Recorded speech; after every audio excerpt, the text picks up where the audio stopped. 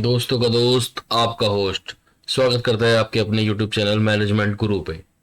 आज हम सीखेंगे फॉर्म 15 सीए रिलेटेड FAQs के बारे में। What is form 15 CA? Form 15 CA होता क्या है? As per income tax act section 195 के तहत every person making a payment to non-resident not being a company or to a foreign company shall deduct TDS if such sum is chargeable to income tax and the details are required to be furnished in form 15CA। मतलब कि section 195 में बताया गया है कि अगर एक व्यक्ति एवरी पर्सन, ठीक है, प्रत्येक व्यक्ति एवरी पर्सन जो पेमेंट कर रहा है नॉन रेजिडेंट को या फॉरेन कंपनी को, शैल डिडक्ट टीडीएस, उसको टीडीएस काटने की लायबिलिटी है if such sum is chargeable to income tax. अगर कोई भी जो पेमेंट कर रहा है वो सम चार्जेबल है इनकम टैक्स में, and the details are required to be furnished in form 15CA। तो हमारे को क्या क्या डिटेल्स की रिक्वायरमेंट है अब आगे जानते हैं। A person responsible for making such remittance oblique payment, या हम इसे पेमेंट भी कह सकते हैं। एक पर्सन जो कि रेस्पॉन्सिबल है मेकिंग मतलब पेमेंट करने के लिए, has to submit the form 15CA और बिफोर रेमिटिंग द पेमेंट। ठीक है, एक person responsible for making such remittance has to submit the form 15CA before remitting the payment. This form can be submitted both online and offline mode. ये form online और offline mode दोनों में भरा जा सकता है। In certain cases a certificate from chartered accountant in form 15CB is required before uploading the form 15CA online. यहाँ पे एक हमें चार्टर्ड अकाउंटेंट से फॉर्म 15CB भी लेना पड़ता है before uploading form 15CA। Next question, which part of form 15CA do I need to fill? The furnishing of information for payment to non-resident not being a company or to a foreign company in form 15CA has been classified into 4 parts. Depending upon the case, you will need to fill the relevant part।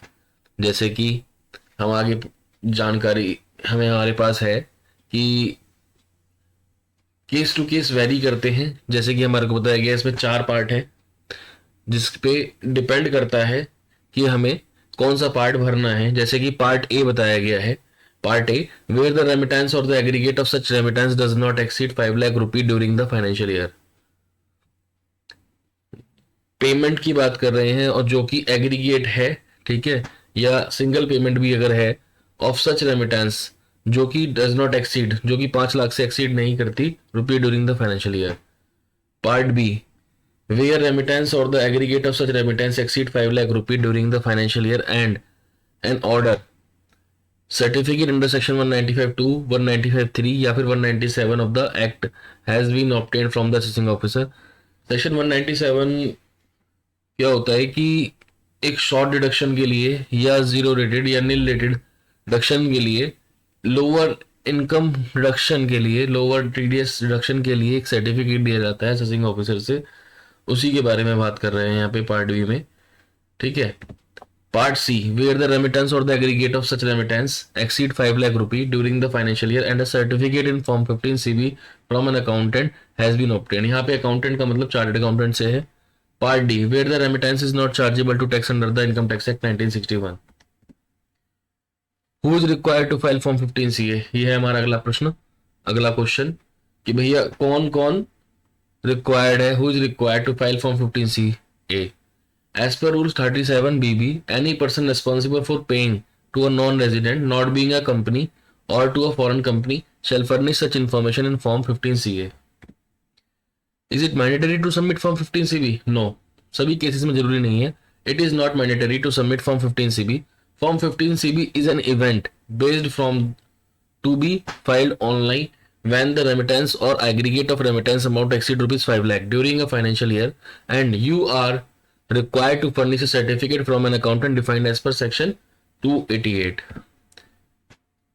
next, can form 15CA be withdrawn? क्या form 15CA withdraw किया जा सकता है?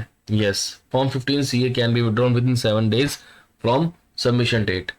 जिस दिन आपने submit किया उसके 7 दिन के अंदर अंदर उसको हम विड्रॉ कर सकते हैं। When is form 15CA not required to be furnished?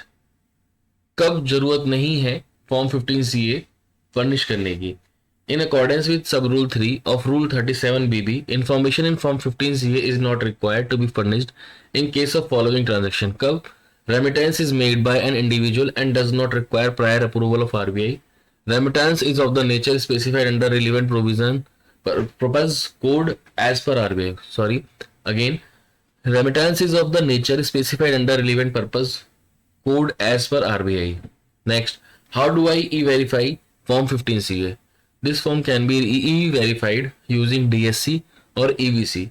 You need to e-verify using DSC. If DSC is registered, refer to the how to e-verify user manual to understand the step-by-step process for e-verification. Next and the last, can I file from 15CA online only? When should I file this form? This form can be filed in both online and offline modes.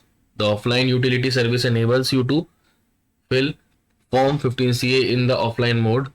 No time limit is prescribed for filing this form. However, it should be filed before the remittance is made. मतलब पहले payment करने से पहले आपको 15CA भरना पड़ेगा.